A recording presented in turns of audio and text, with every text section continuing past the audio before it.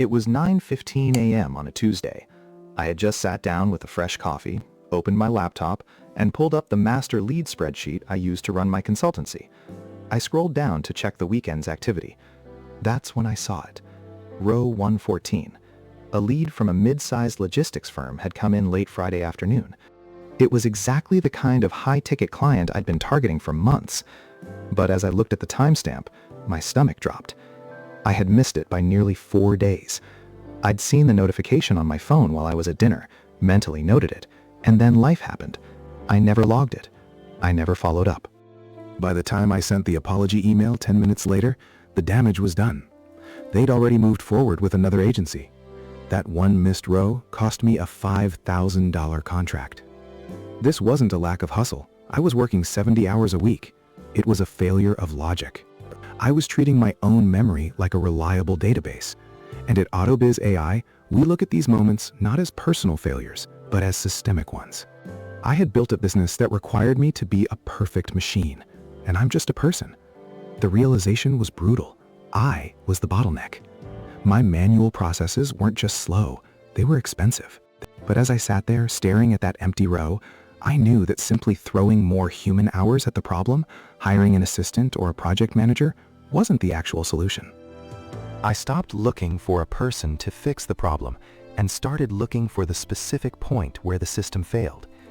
This was when the core logic of the project really took shape. Systems over sweat. I realized that if a process relies on me being in a good mood or having enough caffeine to remember a follow-up, that process is fundamentally broken. I spent the next 3 days auditing my own movements. I sat with a spreadsheet and logged every manual click, every copy-paste, and every quick check of my inbox. It was humbling. I realized most of my day wasn't spent on high-level creative work. It was just a series of simple decisions. I was essentially acting as a human filter for if-then statements. If a new lead hits the site, then add them to the CRM. If the project value is over a certain amount, then alert me. The problem was how to actually execute this. My first instinct was to hire a developer, but the friction was immediate. Custom code is powerful, but it's expensive and hard to change once it's written. I didn't want a rigid piece of software that would take 6 months to build. I needed something I could rewire myself as the business evolved. I had to stop being the data entry clerk and start acting like the engineer of my own workflow. Instead of learning to write code from scratch, I shifted my focus to integration. I started looking for a way to get my existing disconnected apps to share data automatically. I just needed to find the right tools to bridge the gap. I settled on Airtable for the database and Make.com to handle the movement of data. I needed Airtable to be the single source of truth, while Make.com ran the logic, specifically watch modules that triggered whenever a new lead submitted a form. The real work wasn't the connection, it was the logic. I spent hours building filters because I didn't want every person who downloaded a free resource to get a high priority sales follow. I had to build branches that analyze the estimated budget and project type fields before deciding where that data should go. If the budget hit a specific threshold, the system created a record in my CRM and pinged my Slack immediately. If it didn't, it routed them to a different sequence. Finding these filters was tedious. One wrong and/or operator could easily send a high-value client into a dead-end loop.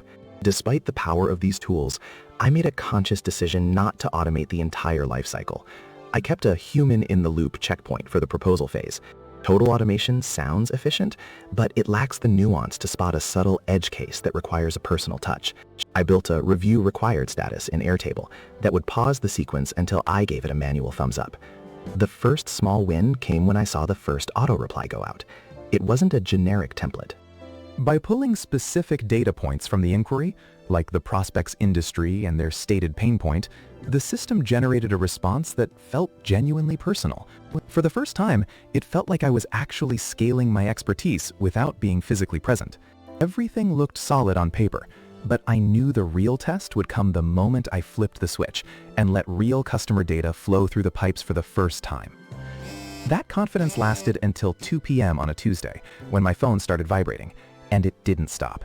In less than 2 minutes, I received over 1,000 notifications. Slack pings, email alerts, and Make.com scenario failed messages were flooding in. It wasn't a sudden surge of customers. It was the sound of a system eating itself. I had accidentally created an infinite feedback loop. Looking at the logs, the logic error was painfully simple. I had set a trigger. When a status changes to review required, send a notification and update the record. But my update action was accidentally re-triggering that same review status.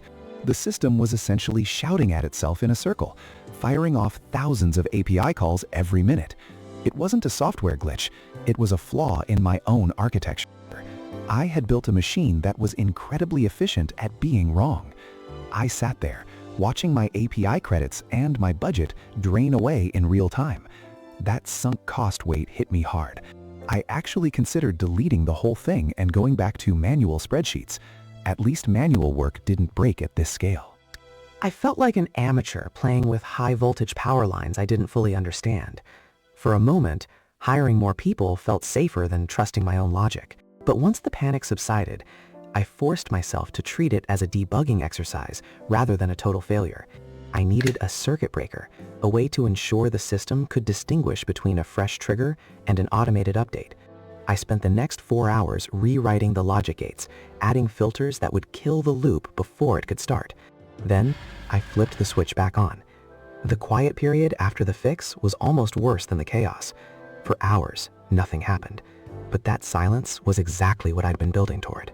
After months of manual triage and weeks of intense debugging, I finally reached the point where I could go to bed without leaving my laptop open. At 3:14 a.m., while I was dead asleep, a high-ticket lead from a different time zone landed on the site. In the old world, that lead would have sat in a cold inbox for 6 or 7 hours. By the time I saw it, the momentum would be gone. But now, the logic gates I'd built took over.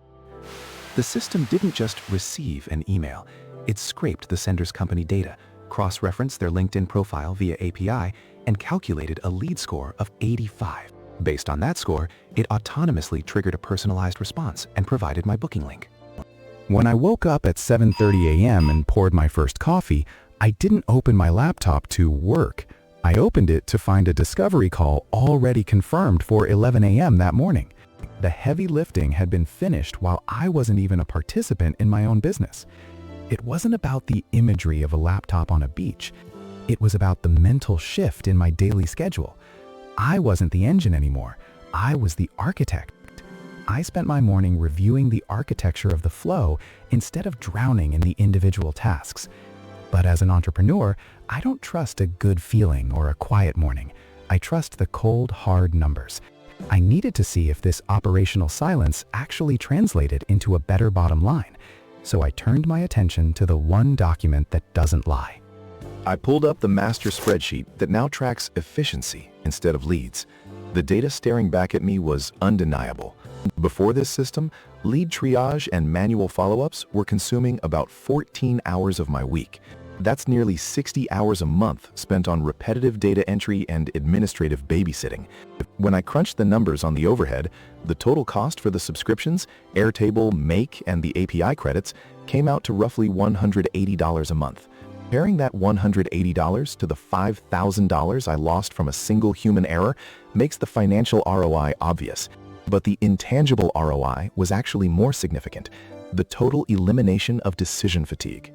I stopped starting my day with a 40-item checklist of "did I remember to do this?" and started it by reviewing a dashboard of what had already been completed while I slept. The mental clarity that comes from knowing your logic is being executed perfectly, 24/7, is hard to quantify, but it's the difference between being a technician and being an architect. Because I know how complex these connections can look from the outside, I've documented the entire logic flow. I've put together the architecture map, the exact blueprint of every trigger, filter, and action I used in this build. You can find the link to that map in the description if you're ready to stop trading your focus for manual tasks. Looking at this map now, I realize this shift represents something much larger than just one automated business. It signals a fundamental change in how small operations will compete in the next few years. I used to look back at that missed email with a lot of regret, seeing it as a personal failure of discipline, a sign that I just wasn't working hard enough. But looking at the architecture I've built now, I see that $5,000 differently. It wasn't a loss, it was the tuition I had to pay to realize that humans aren't built for repetitive precision. Systems are. The most significant change here isn't actually the time I've saved or the leads I haven't missed. It's a fundamental shift in my own identity within the business. Stopped being the doer who tries to outwork every bottleneck. I've become a designer. Now, when a new challenge appears, I don't ask myself how I can work more hours to fix it. I ask, what is the logic that governs this process, and how do I map it? We've reached a point where the technical wall has finally crumbled. You no longer need to spend years learning to write code to build a sophisticated autonomous engine for your operations. The tools have caught up to our needs. Today, the only real barrier to entry isn't a lack of technical skill. It's a lack of logical clarity. The power to build something that runs while you sleep is already in your hands. You just have to decide when you're ready to stop being a part of the machine and start being the one who built it.